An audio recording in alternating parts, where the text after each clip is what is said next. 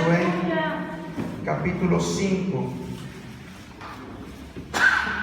Gloria a Dios. Josué, capítulo 5.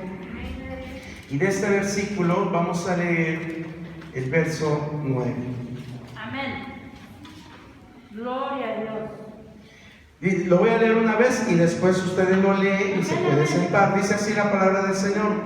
Y Jehová, Josué capítulo 5, verso 9. Y Jehová dijo a Josué: hoy he quitado de vosotros el oprobio de Egipto, por lo cual el nombre de aquel lugar fue llamado Gilgal hasta hoy. Ahora ustedes, hermanos. Y Jehová dijo a Josué: hoy he quitado de vosotros el oprobio de Egipto, por lo cual el nombre de aquel lugar fue llamado Gilgal hasta hoy. Puede sentarse, hermano. Ya le pedimos al Señor que esta palabra surta el efecto que Él quiere en nuestras vidas. Bueno, damos gracias a Dios por su presencia. Qué bueno que está en esta hora, a pesar de el clima que pues como que ha empezado a enfriar, pero qué bueno que usted decidió estar aquí.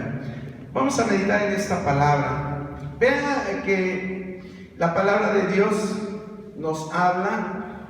Este versículo está hablando directamente. Dios está hablando directamente. No es a través de un profeta, no es a través de un rey, no es a través de un apóstol, no es a través de un patriarca o de un sacerdote. Es Dios mismo el que le está diciendo a Josué: hoy he quitado de vosotros el oprobio de Egipto, por lo cual el nombre de aquel lugar fue llamado Gilgal hasta hoy. Dice: hoy he quitado el oprobio. ¿Qué es el oprobio? Vamos a empezar por eso, porque a lo mejor hablamos de la palabra oprobio, pero no sabemos qué es el oprobio. El oprobio es sinónimo de vergüenza. Eso es lo que es el oprobio, sinónimo de vergüenza, de carga, de culpa. Dios le estaba diciendo a Josué: tú le vas a decir hoy al pueblo que he quitado el oprobio, esa carga que traían de Egipto, todo lo que traían de Egipto. ¿Cuánto tiempo estuvo el pueblo de Israel como siervos, como esclavos de los egipcios? Y era algo que lo traían en su mente. Durante 40 años lo estuvieron llevando. Toda esa generación estuvo pensando de esa forma. A veces sin querer nosotros traemos patrones de conducta en nuestra vida que son por generaciones. Es algo generacional que traemos y nosotros lo vemos como algo normal, pero muchas veces esos patrones de conducta no son gratos delante del Señor. Dios quiere cambiarlos. Por eso la palabra de Dios nos dice a través del apóstol Pablo, dice: ahora en Cristo soy nueva criatura y las cosas viejas pasaron. Y las cosas viejas ya no están ahí, o ya no deben de estar ahí. Y son pasajes que muchas veces nosotros los memorizamos, no los aprendemos, pero a veces difícilmente los ponemos por obra.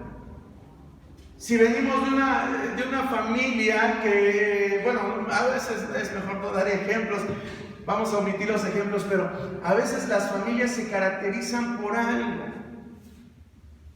¿verdad? Es algo que se trae ya una costumbre. No le estoy hablando de genética. A veces traemos cuestiones de genética en nuestra salud, en nuestro organismo. Pero así como traemos cosas en nuestra salud o en nuestro organismo que son biológicas, así también las conductas son, en este caso, aprendidas y las traemos. Dios en esta hora nos está diciendo a través de su palabra: yo he quitado el oprobio, es decir, lo que ustedes traían, las costumbres de Egipto, yo las he quitado. Y déjame decirle algo, le está hablando al pueblo del Señor. Israel, aunque fue un pueblo de dura cerviz, pero fue escogido por Dios. Desde que estaba en vida Abraham, Dios le dice: voy a hacer de ti una nación grande. Y esa nación grande era Israel hasta ese momento. Era esa nación grande. Eran hijos de Dios. Él les dijo: quien los toca a ustedes, me toca a mí. Ustedes son como la niña de mis ojos. Y a lo mejor usted dice, cuando nosotros hablamos de reyes y sacerdotes, creemos que porque lo dijo Pedro, era para la iglesia. Pero esa expresión, Dios la había dado para el pueblo de Israel inicialmente. Dice, voy a hacer de ustedes un pueblo de sacerdotes, de reyes, nación santa, apartada. Pero esta nación no lo entendió y durante todos esos años, 40 años en el desierto, vivieron con esa mentalidad de esclavitud, de temor, de murmuración. Usted sabe que la palabra de Dios dice, me han tentado más de 11 veces, 12 veces. ¿Y de qué forma lo tentaban? A través de la murmuración. Les gustaba al pueblo de Israel murmurar. ¿Sí? Entonces vean cómo esos patrones estaban bien arraigados. Y Dios, a pesar de esas conductas, Dios les daba victorias. Dios no se apartaba de ellos. Dice la palabra del Señor que Él iba en el día como una columna de nube para que el sol no los quemara al pueblo de Israel, y por la noche como una columna de fuego para que esa luz, esa lumbrera les calentara y estuvieran iluminados. Es decir, Dios nunca se apartó de su pueblo. Les dio victorias. Amén. Les dio victorias. Si nosotros leemos el capítulo 3 y el capítulo 4 del libro de Josué, vamos a ver una victoria tremenda.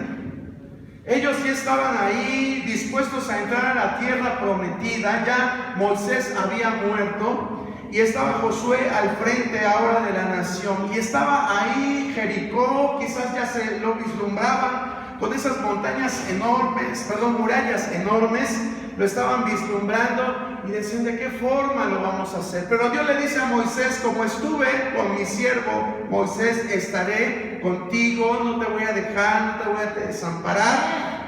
Y le dice, yo te voy a engrandecer delante del pueblo. Vea qué bonitas palabras le dio Dios a Josué en ese momento, porque Josué quizás se vio pequeño ante un pueblo tan numeroso, pero Dios le dice, hoy vas el pueblo a conocer que yo estoy contigo, te voy a engrandecer delante del pueblo. Y Josué,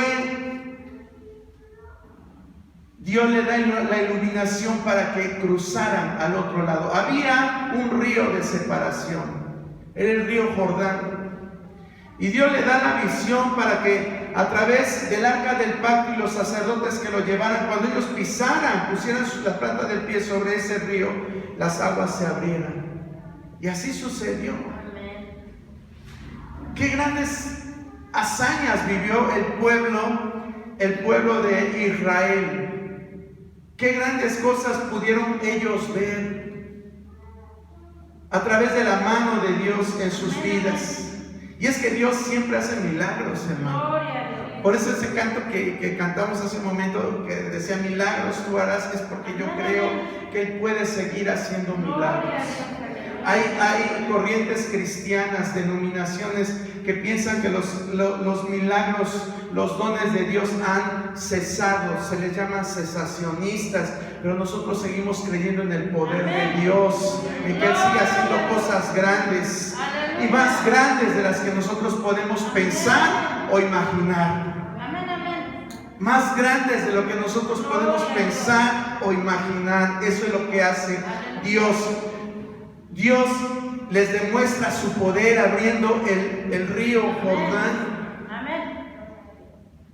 Los israelitas, yo me los puedo imaginar estupefactos por lo que habían visto, cómo las aguas se detienen en una gran columna, porque usted sabe que, por ejemplo, cuando se abrió el mar Rojo, se abrió como una pared, dice la palabra del Señor, a los dos lados, porque no tiene en sí una corriente fija el mar, ¿verdad? Va de aquí para allá. Pero los ríos sí tienen una corriente fija, y para detener la corriente, imagínense el cúmulo de agua que se tuvo que levantar de donde provenía esa. Quizás la que iba, pues iba con menor cauce, era por menor fuerza, pero la que estaba fluyendo, imagínense cuando Dios la levanta, hace que el pueblo pase en seco, esa gran columna de agua, verla ahí, y que el pueblo pase en seco. Amén. Dios hizo eso por su pueblo. Amén, amén. Y hermano, pero es que Dios no tiene límites. Eso es lo que me encantó de esta enseñanza. Dios no tiene límites. Lo que tú puedas decir hoy, testificar como una gran hazaña, quizás en unos meses más, en unos años más, lo vas a ver como algo insignificante si tú haces lo que Dios le mandó a Josué que hiciera el pueblo. Eso es en lo que hoy quiero que meditemos. Dios va a hacer siempre cosas grandes en nuestra vida. Dios siempre las va a estar haciendo en nuestra vida porque somos sus hijos. Pero Dios quiere llevarnos a cosas más grandes. Cuando ellos pasaron el río Jordán, no era para que ellos se pasaran toda la vida diciendo: ¡ay, qué grande es Dios que abrió abrió el mar rojo, abrió el río Jordán! No, Dios quería que el pueblo siguiera contando las hazañas de Dios, las maravillas de Dios, los prodigios de Dios, la grandeza de Dios. Por eso es que yo le digo, Dios no tiene límites. Pero el pueblo tenía que hacer algo. El pueblo tenía que hacer algo. Si tú quieres ver cosas más grandes de Dios, tenemos que hacer algo. Siempre Dios va a hacer cosas grandes en nuestra vida, pero Dios las puede hacer más grandes. Y Dios le dice al pueblo: ok, ya pasaron el Jordán, ya están en la tierra que yo les prometí. Y acamparon ahí en Gilgal, ¿verdad? Nos dice ahí la palabra del Señor. Dice, por lo cual el nombre de aquel lugar fue llamado Gilgal hasta hoy. Ese nombre de Gilgal es un nombre memorial porque ahí sucedieron muchas cosas. Si usted lee el libro de los reyes, los libros de Reyes, de Crónicas, es mencionado en muchas ocasiones ese lugar. Pero el primer lugar fue en donde se nombra primeramente es aquí en esta ocasión. Y Dios le da ahí a Josué 3 instrucciones y señales para que ellos se dieran cuenta que Dios tenía cosas más grandes para ellos. Amén. 3 señales y 3 indicaciones que tenían ellos que seguir para que Dios les permitiera ver más la grandeza de Él. Y yo creo que hoy es bueno que nosotros recordemos estas 3 señales que Dios le dice a Josué que tenía que hacer el pueblo. Vamos a ver la primera señal, lo que era lo que tenía que hacer. Vea usted ahí en ese mismo capítulo, Josué 5, verso 2. Josué capítulo 5, verso 2. Vamos a ver lo primero que Dios le dice a Josué que tenían que hacer. Dice la palabra: en aquel tiempo Jehová dijo a Josué: hazte cuchillos afilados y vuelve a circuncidar la segunda vez a los hijos de Israel. Vuelve a circuncidar a los hijos de Israel. A lo mejor las hermanas van a decir: bueno, eso como que no nos toca a nosotros, ¿verdad? Porque la circuncisión era una cirugía que se le hacía al miembro viril del varón. Bueno, al miembro viril, sí, del varón, vamos a decirlo así. Desde el momento que se dice viril ya está pensando que es varón, ¿verdad? Pero bueno. Y era una señal del pacto. Desde el tiempo de Abraham, Dios le había dicho que tenía que ser esa la señal del pacto. ¿Sí? Es decir, una práctica que se hacía en los varones del pueblo de Israel. Y Dios le vuelve a decir a Josué: tienes que volverlos a circuncidar, porque ¿sabe qué había pasado? Que en el desierto se habían olvidado de eso y no circuncidaban a sus hijos. Se habían olvidado de esa práctica. Y como ya habían muerto la primera generación, pues todos los que eran la nueva generación, no tenía esa práctica. Entonces Dios les dice: para que puedan entrar a la tierra prometida, para que puedan volver a ver mi gloria, para que puedan volver a ver maravillas, se tienen que circuncidar. Y le dice a Josué: afílate unos buenos cuchillos y vas a circuncidar al pueblo. Así dice la palabra. Y hazte cuchillos afilados y vuelve a circuncidar la segunda vez a los hijos de Israel. Hoy yo le quiero decir, hermano, hermana, hermanas principalmente, que no crea que estoy hablando de una circuncisión física. Dios en nuestro tiempo nos está hablando de una circuncisión espiritual, una circuncisión del corazón.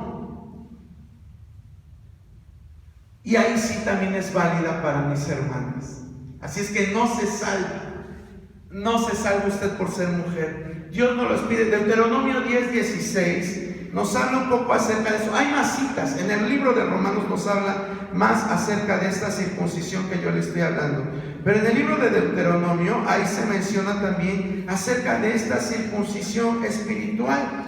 Dice la palabra: circuncidad pues el prepucio de vuestro corazón y no endurezcáis más vuestra cerviz. Y usted quizás va a decir: ¿y a poco en el corazón hay circuncisión? Hay prepucio, perdón. No, está hablando en un sentido figurado. Dice: circuncidad pues el prepucio de vuestro corazón. ¿Para qué sirve hoy una circuncisión? Porque déjeme decirle algo, aunque nosotros no somos judíos, pero todavía hay personas, hay lugares, hay culturas que practican la circuncisión, aunque no sean judíos. Y no es malo. De hecho, yo le puedo hablar de la circuncisión como señal del pacto. Y nos podemos ir a hablar acerca de eso.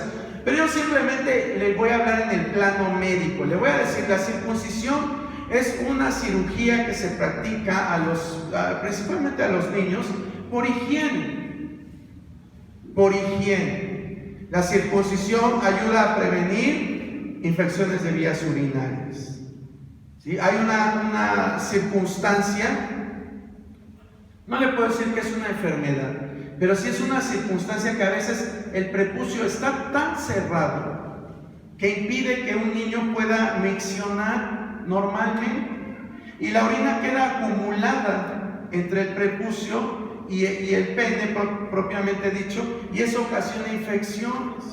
Y los niños que tienen este problema se llama fimosis, tienen infecciones de vías urinarias repetitivas, y al final, si no se corrige esa situación, puede caer en problemas de tipo de insuficiencia renal o algún otro tipo de problemas en las vías urinarias.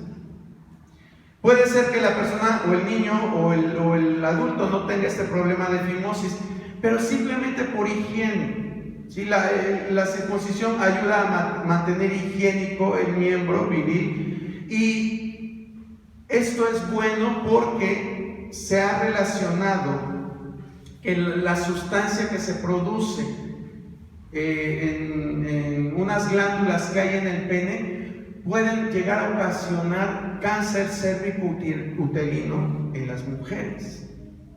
¿Sí?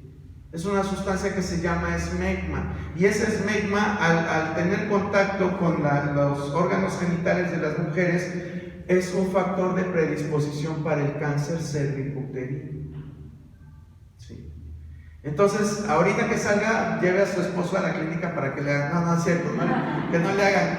Pero sí, vuelvo a repetirle, el propósito era, yo le estoy hablando médicamente, mantener higiénico, limpio, en pocas palabras. A ese punto quería llegar, limpio.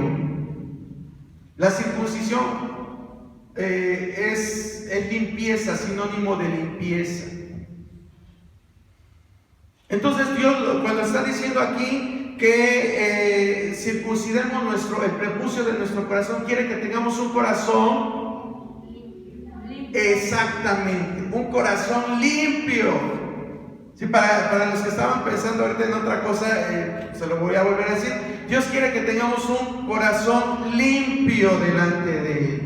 Para que tú puedas obtener victorias es necesario que tengas un corazón limpio. Quizás tú ya pasaste el Jordán con Dios y puedas contar de las maravillas que Dios ha hecho en tu vida, cómo te sanó, cómo te ayudó, cómo te abrió una puerta, cómo ha traído a tus familiares incrédulos a sus plantas, pero aún te faltan cosas más grandes que recorrer de la mano del Señor, y para que lo puedas hacer necesitas tener un corazón limpio. Por eso Dios le dice a Josué, tienes que circuncidarlos. No creas que me he olvidado de lo que yo les dije que tenían que hacer como señal del pacto. No me he olvidado. Tienen que circuncidarse. Fue la primera señal. Porque nuestro corazón es tremendo, hermano. Es tremendo. Usted vea lo que dice Mateo 15:19. Mateo 15:19. A ver si alguien me lo quiere leer, por favor.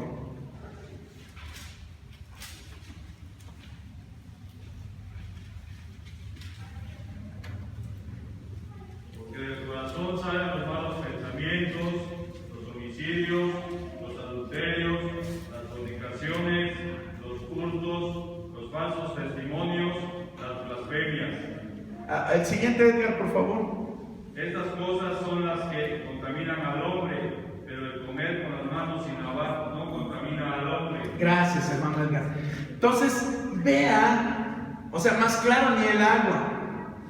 Cuando Dios le está diciendo al pueblo en Deuteronomio, dice, circuncida el prepucio de tu corazón, es decir, quita todo esto que acaba de leer nuestro hermano y que está en la palabra. Dice, porque del corazón salen los malos pensamientos, los homicidios, los adulterios, la fornicación, los hurtos, los falsos testimonios, las blasfemias. Si nosotros en realidad queremos más victorias grandes de parte del Señor, tenemos que hacer esto, hermano. ¿Quieres ver cosas grandes de parte del Señor? Tienes que hacer esto. ¿Quieres ver que las murallas de Jericó caigan? Tienes que hacer esto. ¿Quieres ver cómo el sol se detiene? Tienes que hacer esto. ¿Quieres ver todos los reyes que fueron destruidos por Josué y el pueblo? Tienes que hacer lo que dice la palabra, circuncidar tu corazón. Amén. ¿Y cómo hago eso, hermano? ¿Me agarro un cuchillo y me abro el tórax? No. Tenemos que pedirle al Señor, Dios mío, cámbiame, Señor. Yo reconozco que he hecho cosas malas, que hay cosas dentro de mí que no son gratas delante de ti. Y sincerarte con el Señor y decirle, yo sé que a lo mejor por las circunstancias que viví, por las circunstancias que estoy viviendo, así me he vuelto, pero yo te pido que en esta hora me cambies. Cambia todo, Señor. Renuévame, transfórmame, hazme diferente. Eso es lo que Dios le estaba pidiendo al pueblo. Cambia, circuncida tu corazón para que puedas obtener más cosas, más bendiciones, para que mi mano no se aparte de ti. Vean usted lo que dice. Vamos a seguir ahora el segundo. La segunda señal, o lo que iba a pasar ahí con el pueblo de Israel que estaba en Gilgal. Dios le dice a Josué y al pueblo, 5, vamos a leer el verso 10 del capítulo 5. Dice, y los hijos de Israel acamparon en Gilgal, ¿y qué hicieron? Celebraron la Pascua a los 14 días del mes por la tarde en los llanos de Jericó. Celebraron la Pascua a los 14 días del mes por la tarde en los llanos de Jericó. Fíjense que estaban cerca de Jericó. ¿Dios les iba a entregar Jericó? Sí. Pero Dios les dice, momento. Lo que me estás pidiendo y lo que yo les dije que les iba a dar, sí se va a cumplir. Pero antes tienen que hacer algo. Lo primero, ¿qué fue lo primero? Circuncidarse. Bueno, lo que Dios le dijo al pueblo de Israel es circuncidarse. Hoy estamos diciendo circuncidar el corazón, pero lo que Dios en aquel pueblo dijo es circuncídense, los hijos de Israel. Lo segundo que tenían que hacer, o lo que Dios les dijo que hicieran, dice, y los hijos de Israel acamparon en Gilgal, ¿y qué hicieron? Celebraron la Pascua. También ya se habían olvidado de esto, de celebrar la Pascua. Cuando ellos salieron de Egipto, Dios les dice, a Moisés y Aarón, dice, esto lo van a hacer en memoria, como un memorial. Cada determinada fecha, cada año van a celebrar comiendo hierbas amargas, pan sin levadura y con una oveja sin defecto, sin mancha. Van a presentar un holocausto y van a celebrar por 7 días. Eso era la Pascua. ¿Y por qué tenían que hacer eso? A ver, alguien que recuerde por qué tenían que hacer eso. En memoria de que lo hacían. De que Dios los había sacado de la esclavitud, de que Dios los había sacado del pueblo de Egipto. Dice, ¿y saben qué? No lo tienen que hacer de que me siento tranquilamente y ahí me pongo a comer y a hacer sobremesas. No, lo tienen que hacer comiéndoselo rápido. Van a comerse las cosas que les acabo de mencionar rápido. ¿Por qué rápido? Porque así fue la salida del pueblo de Israel de Egipto. Fue de una manera rápida. Entonces, esa fiesta era algo que Dios mismo había instituido y que el pueblo ya se había olvidado de hacer. Entonces, cuando ellos llegan a Gilgal, después de haber cruzado el Jordán, dice aquí la palabra del Señor que otra vez volvieron y celebraron la Pascua a los 14 días del mes. Celebraron la Pascua. Y usted va a decir, hermano, ¿y qué tenemos nosotros que celebrar la Pascua? No quiero judaizarlos. No quiero que usted se vuelva judío. Pero sí, la Pascua, ¿qué representa también? Representa el sacrificio de Jesucristo. La Pascua representa ese sacrificio que Jesucristo hizo por nosotros y que todos los días debemos de acordarnos de ese sacrificio, todos los días lo debemos de tener en cuenta, todos los días debemos agradecer al Señor. Alguna vez una persona me decía, ay, pero no nos vamos a pasar toda la vida dándole gracias a Dios. ¿Por qué no? ¿No todos los días respiras? ¿No todos los días comes? ¿No todos los días recibes las misericordias de Dios cada mañana porque son nuevas?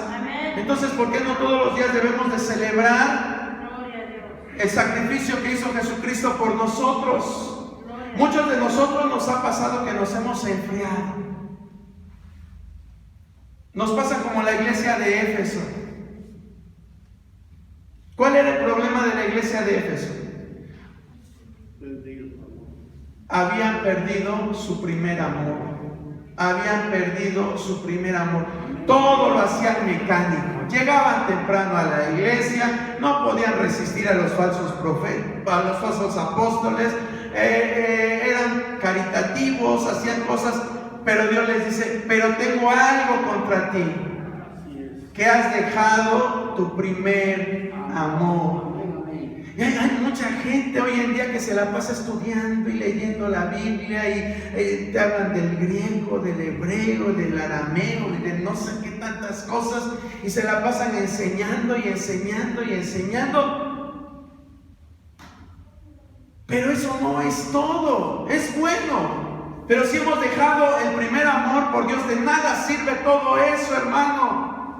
De nada sirve que te sepas ya toda la interpretación de todas las metáforas del Apocalipsis. De nada te va a servir eso.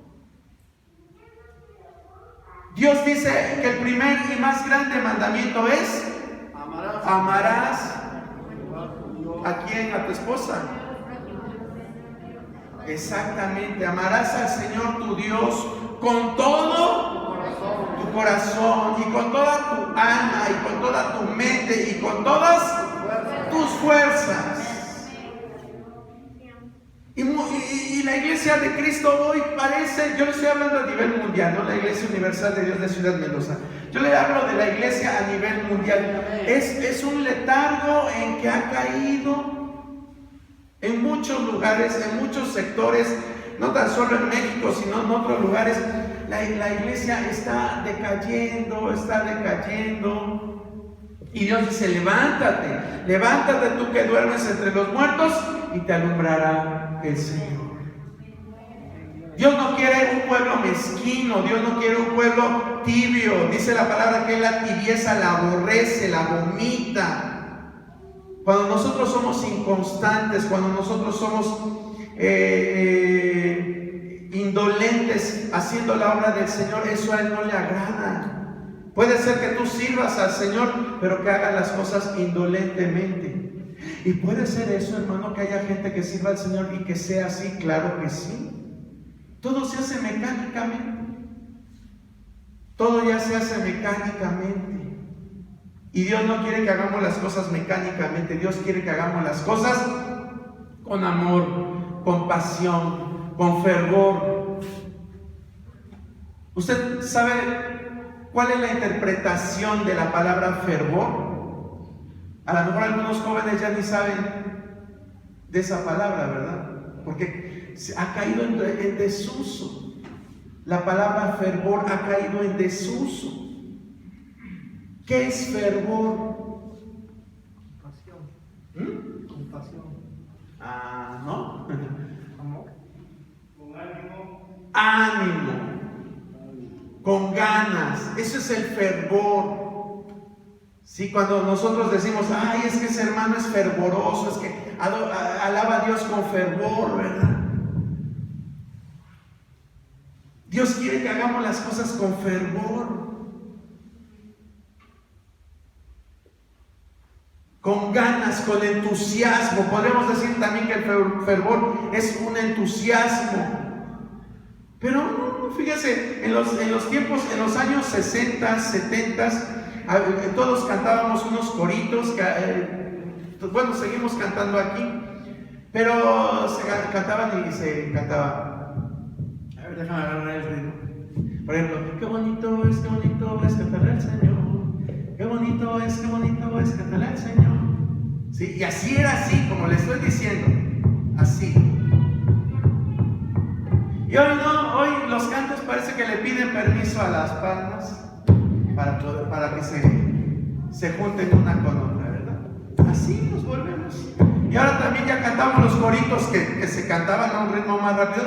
También, qué bonito es cantarle al Señor. Qué bonito es, ¿verdad? Todo eso se ha perdido. Yo me acuerdo que hasta le hacían un redoble los hermanos. Todos los hermanos hacían. ¿Cómo le hacían? Ya ni me acuerdo cómo le hacían. Pero le hacían un redoble en el ritmo de sus palmas y se oía bonito. Pero vuelvo a repetir, ahora muchas cosas influyen para que la iglesia haya perdido su fervor. Ha perdido para que la iglesia se vea adormecida. Y Dios no está enojado con que tú muestres tus sentimientos, con que tú le muestres tus emociones a Dios. Dios no está enojado con eso. Ahora hay gente que se enoja porque hasta tú llores cuando obras. Ya casi van con el Kleenex y te dice, ya límpiese las lágrimas y deja de estar chillando. Pues deja, si te estás desahogando con Dios, qué bueno. Si le quieres gritar a Dios, grítale. Acuérdate de Ana y de el sacerdote que estaba ahí con ella. Él decía, esta está borracha. Pero Ana estaba con un clamor. ¿Y quién fue oído? ¿Ana o el sacerdote? Ana. ¿Tú quieres que Dios te oiga o no te oiga? Pues hazlo con todo tu corazón. Dios ve las intenciones de tu corazón. Si no te reprimas. Acuérdate, y se los he estado diciendo por unas enseñanzas, somos una iglesia pentecostés.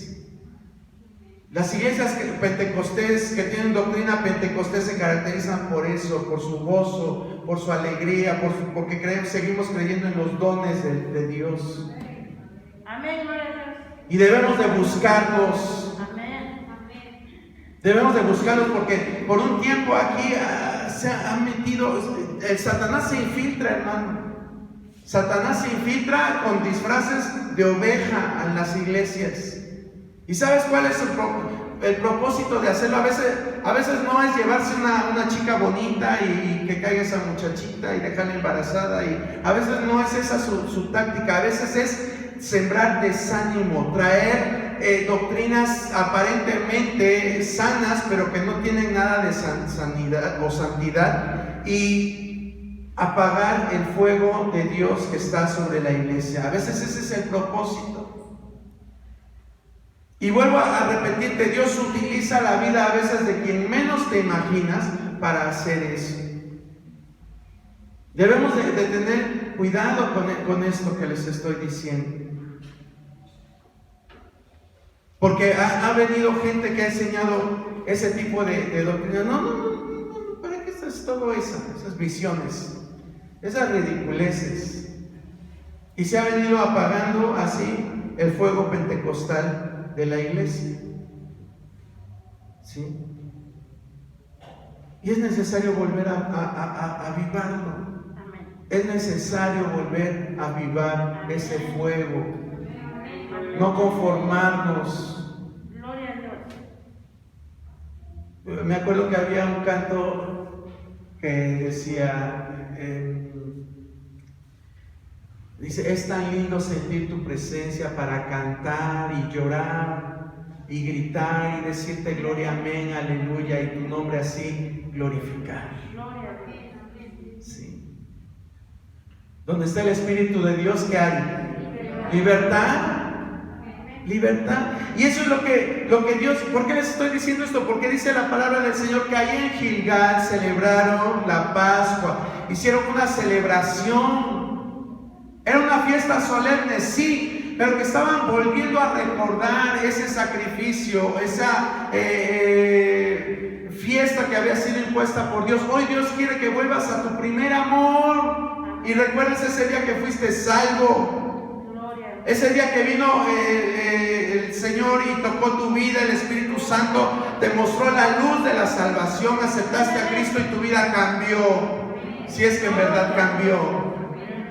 Pero yo creo que la mayoría sí cambiamos cuando cantamos un día muy especial, a mi vida Él llegó, entró en mi corazón, una nueva, ya se me olvidó, pero es un canto que ha trascendido las generaciones. Nos hemos olvidado de muchos cantos aquí viejitos, pero ese canto, siempre que se canta, volvemos a recordar eso y se siente la presencia de Dios cantando ese canto. No, eso es un canto clásico ya de la iglesia.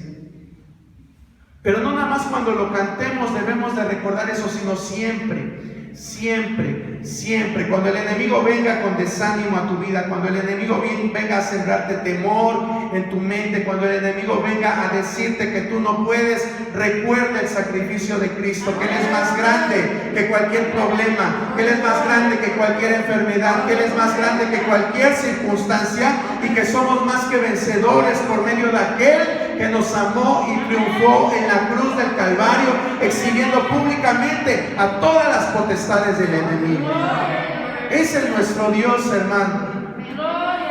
El gozo nunca debe de faltar. El enemigo viene a robarnos la paz, a apagar el gozo, pero dice la palabra que el gozo del Señor es nuestra fortaleza. El gozo del Señor es nuestra fortaleza. Estoy pasando por el valle de sombra y de muerte, sí, pero con el gozo del Señor yo sé que lo voy a cruzar. Su vara y su callado me van a infundir aliento y yo puedo pasar confiado en que Él está conmigo. Que Él está conmigo como un poderoso gigante. Eso es lo que Dios quiere que nosotros siempre hagamos. Y eso es lo que Dios les dijo en Gilgal. Van a celebrar la Pascua. Gloria a Dios. Algo que debemos de tener en cuenta, ¿sabes muchas veces por qué dejamos de gozarnos en el Señor? Porque no hemos circuncidado nuestro corazón. Si usted lee, yo le invito a que lea el capítulo en su casa. Si usted lee, lo primero que se hizo fue circuncidar al pueblo de Israel. Y dice la palabra que se esperaron hasta que sanaron. Y ya después celebraron la Pascua. Muchas veces lo que no nos permite celebrar la Pascua es que no hemos circuncidado nuestro corazón. Le echamos la culpa a que, es que las bocinas suenan bien feo, es que el hermano canta bien feo, es que ese instrumento se oye bien feo, es que y echamos la culpa, cuando que en realidad lo que pasa es que no hemos circuncidado nuestro corazón. Y mientras no circuncidemos nuestro corazón, no podemos celebrar la Pascua, no podemos celebrar a Jesucristo, no podemos sentirnos con libertad, no podemos sentirnos plenos en el Señor Jesucristo. Vas a sentir más ganas de irte a gritar a una fiesta, a una boda, a unos 15 años, con tus compadres. Ahí te vas a sentir feliz. Con ellos con unas copitas encima. Hasta vas a ser un trovador. Hasta te va a salir lo músico porque vas a querer tocar la guitarra. Ah, pero ven acá a la iglesia. Y te dicen, canta hermano con gozo. Y parece que te sellaron la boca con cola loca. Y no lo hacemos. ¿Por qué? Porque no hemos circuncidado nuestro corazón. Seguimos así con nuestras costumbres egipcias, con el mundo, dándole más importancia a las cosas del mundo que a las cosas de Dios. Así no vas a ver cosas grandes de Dios. Así no vamos a ver cosas grandes de Dios. El pueblo, Jehová le dice a Josué que le dijera al pueblo, circuncídense, celebren la Pascua. Y entonces les voy a entregar Jericó. Les voy a entregar esas ciudades grandes para ustedes. La tierra que les prometí va a ser para ustedes. Y vamos a ver lo tercero que hicieron. Verso 12. Dice, y el maná cesó el día siguiente, desde que comenzaron a comer del fruto de la tierra. Y los hijos de Israel nunca más tuvieron maná, sino que comieron de los frutos de la tierra de Canaán en aquel año.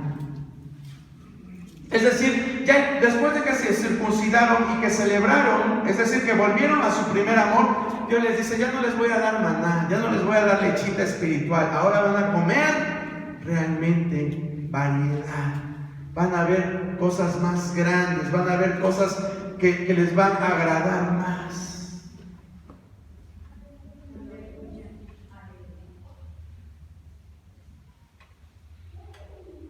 A veces nos ha faltado esa experiencia con Dios, hermano. Esa experiencia renovadora.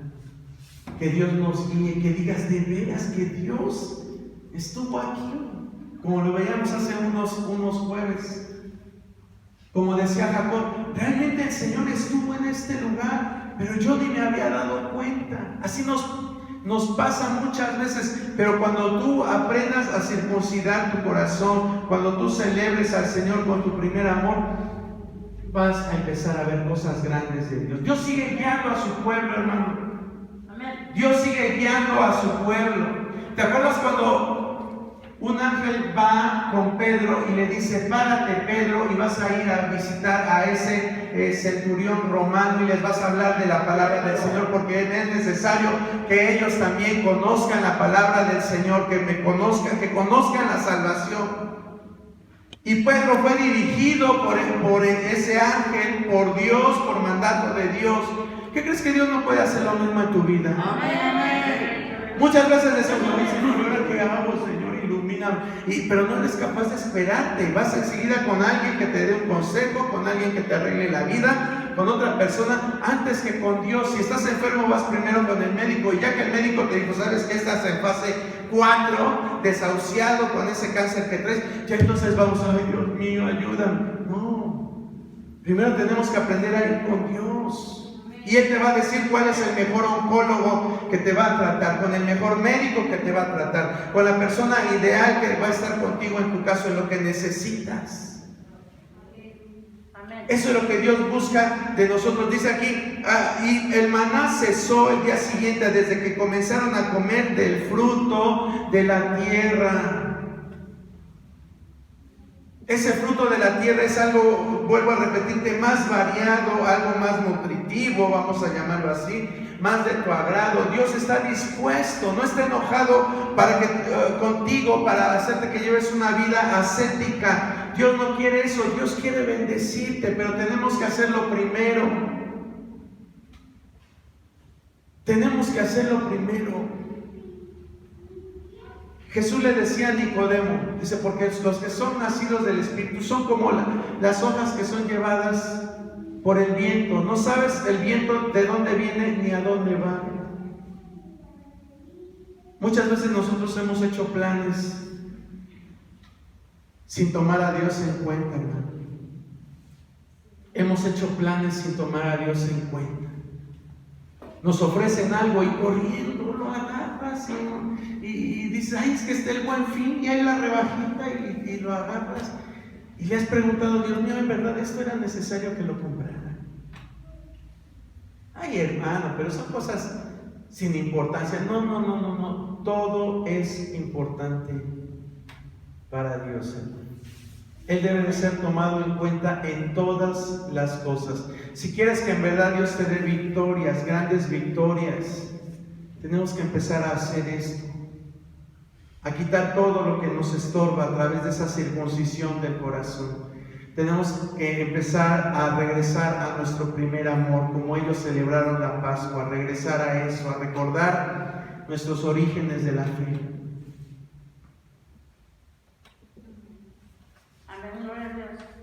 Y disfrutar lo que Dios nos da. Es necesario. Esto es vivir en Cristo, hermano. Esto es vivir obedeciendo la palabra del Señor. Dios ya no te quiere ver más derrotado. Dios ya no te quiere ver más frustrado. Dios ya no te quiere más con temor, con incertidumbre en tu vida. Dios quiere hacer un cambio, pero también nosotros debemos de cambiar. Ponte de pie en esta hora y vamos a pedirle al Señor que Él nos renueve, que Él nos cambie, que haga lo que Él tiene que hacer en nuestra vida. Sincérate con Él, dile, Señor, he vivido, estoy un poco frío, estoy tibio, Señor, pero yo quiero nuevamente hacer las paces contigo. Hoy te está trayendo el Señor a Gilgal, hermano. Dios te está diciendo nuevamente que regreses a ese primer amor, que regresemos a Él. Señor, en esta hora te pedimos que tu Espíritu Santo, Señor, sea el que toque nuestra vida. Sabemos que estas palabras que yo he hablado sin el poder de tu Espíritu Santo no sirven para nada, pero te pedimos en esta hora que tú, Señor, toques nuestra vida, que tú toques todo nuestro ser y que en realidad tengamos el deseo, Señor, de circuncidar nuestro corazón, de cambiar las cosas que a ti no te agradan, Señor. Ayúdanos en esta hora, Padre, para que podamos ser agradables siempre a ti. Sabemos que tú nos has escogido como tus hijos, Señor, y que, Señor, hay bendiciones como ese pueblo que estaba viendo lo que tú hiciste con el río Jordán, pero también tú tienes cosas más grandes, Señor Dios, para nosotros. Yo sé que tú eres un Dios que no se limita, nada te puede limitar. Y estoy seguro que si alguno de mis hermanos en esta hora está pasando por una situación difícil, tú lo estás llevando a reconsiderar, como en Gilgal. Lo hiciste con tu pueblo, lo estás llevando a reconsiderar, Señor, su condición delante de ti. Ayúdanos, Padre, ayúdanos en esta hora, que tu Espíritu sea el que nos guíe, Señor Dios. Queremos ser esa iglesia sin mancha, sin arruga, pura delante de ti. Cambia todas esas cosas que nos estorban. Dice tu palabra que del corazón salen los malos pensamientos, las envidias, los hurtos, los adulterios, la fornicación. Señor, tú conoces el corazón de cada uno de nosotros. Tú lo conoces. Trata en esta hora, Señor, quebranta el corazón más endurecido. Quebranta el corazón más endurecido, Señor, que se pudran las ataduras, que se rompan las cadenas, Señor, por el poder de tu Espíritu Santo. Que todo lo que está en desorden en nuestra vida cobre orden a través de tu palabra, Señor. Tú lo puedes hacer de nuevo. Tu palabra dice que tú haces nuevas todas las cosas, Señor. Tú haces nuevas cada mañana, Señor, las cosas. Y tus misericordias son grandes. Ven en esta hora y trata con este pueblo como barro en manos del alfarero. Moldéanos, moldéanos cada día más y más, Señor. Quita todo aquello que no te agrada. Ayúdanos a afilar ese cuchillo espiritual para que quedemos, Señor, sin aquello que estorba, para ser limpios delante de ti, Señor. Vuélvenos a tu primer amor. Vuélvenos a tu primer amor, Señor, que te amemos con todo nuestro corazón. Quizás nos hemos antepuesto nuestro trabajo, hemos puesto en primer lugar a nuestra familia, porque también esos pensamientos se infiltran, Señor. Pero si todos esos hombres y mujeres que están anotados en tu palabra no te hubieran puesto en primer lugar, Señor, ¿quién hubiera escrito? ¿Quién hubiera hecho? ¿Quién hubiera sido usado, Señor Dios? Criticamos muchas veces a Samuel, criticamos muchas veces, Señor, a David, pero sin embargo fueron hombres que trascendieron porque te pusieron en primer lugar, Señor. Así también ayúdanos a ponerte en primer lugar en todo, Señor Dios, en todo. Ayúdanos, Señor Dios. Me guías sin fronteras, más allá de las barreras, a donde tú me llames, allá de lo soñado, donde puedo estar confiado, al estar en tu presencia, que tu espíritu